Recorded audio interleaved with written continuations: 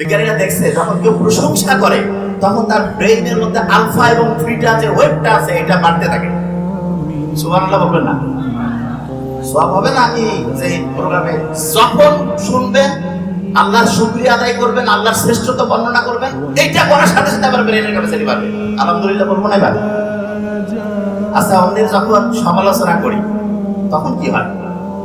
তখন দেখা যায় ব্রেইনের মধ্যে হচ্ছে গ্যাঞ্জাম তৈরি হয়। গ্যাঞ্জাম মানে একটা জি দিয়া না, কি দিয়া? ও বুঝেন নাই, জিতে গ্যাঞ্জাম বুঝার জন্য বলতেছে। জি দিয়ে হয় গামা ওয়েভ, কি নাম? তাহলে ব্রেইনের জন্য সবচেয়ে পচা যেটা সেটার নাম হচ্ছে গামা ওয়েভ, কি নাম? আপনি যখন অন্যের সমালোচনা করেন, অন্যের সম্বন্ধে নেগেটিভ জিনিস একটা করেন, তখন ব্রেইনে কি আলফা হচ্ছে না থিটা না গামা?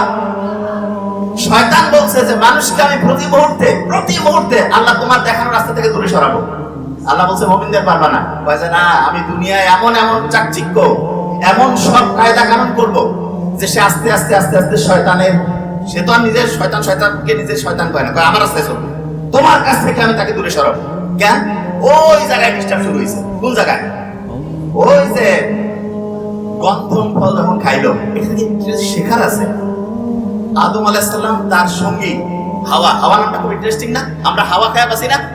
আদমকে খুব একা লাগতেছিল, চিন্তা করলো অক্সিজেন লাগবে হাওয়া। বাম দিকের যে হাড্ডি পাঁজর, বাম দিকের বাঁকানো হাড় থেকে তৈরি করলো হাওয়াকে। আমি তখন মেডিকেলে